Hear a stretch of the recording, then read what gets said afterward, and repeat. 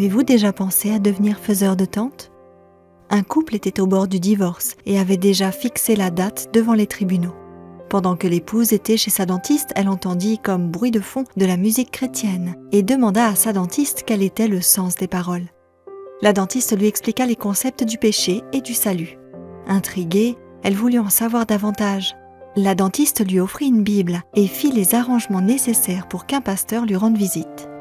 Au cours de la première étude biblique, elle lui posa des questions sur ce qu'enseignait la Bible sur le divorce. Lorsque le pasteur lui expliqua, elle fut furieuse et s'exclama « C'est impossible aujourd'hui !» Le pasteur l'encouragea à continuer d'étudier la Bible et à prier pour son mari et pour leur couple. La prière produisit en elle un changement de cœur. Le soir précédant leur comparution devant le tribunal, elle dit à son mari qu'elle ne souhaitait plus divorcer. Lorsqu'il lui demanda pourquoi, elle lui dit qu'elle avait accepté Jésus comme son sauveur et que le divorce allait contre la volonté de Dieu. Le lendemain, devant le tribunal, elle informa le juge qu'elle ne souhaitait plus divorcer. Encore surprise, son mari dit au juge « Moi non plus ». Curieux d'en savoir plus sur la nouvelle foi de son épouse, il se mit à lire la Bible qu'elle lui avait donnée. Il demanda bientôt à recevoir des études bibliques et se mit à venir à l'église. Sa vie fut aussi transformée et ce couple suit maintenant Jésus.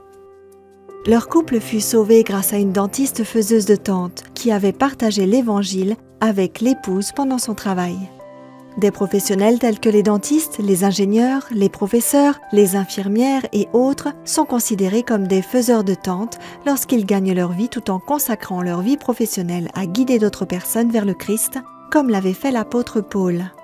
Cependant, certains faiseurs de tentes se sont portés volontaires pour se joindre à une initiative stratégique de l'Église adventiste destinée à atteindre les territoires difficiles, tels que la fenêtre des 10-40, là où les employés réguliers de notre Église obtiennent difficilement un visa et un permis de travail. Vos offrandes régulières et non assignées à une destination spécifique contribuent aussi à équiper et à soutenir financièrement ces faiseurs de tentes consacrés et autres missionnaires réguliers au niveau mondial.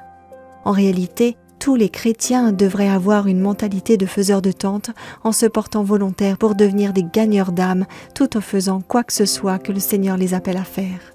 En acceptant l'appel de Dieu et en lui apportant notre dîme et nos offrandes de promesses, puissions-nous mettre nos désirs à la dernière place et Dieu à la première.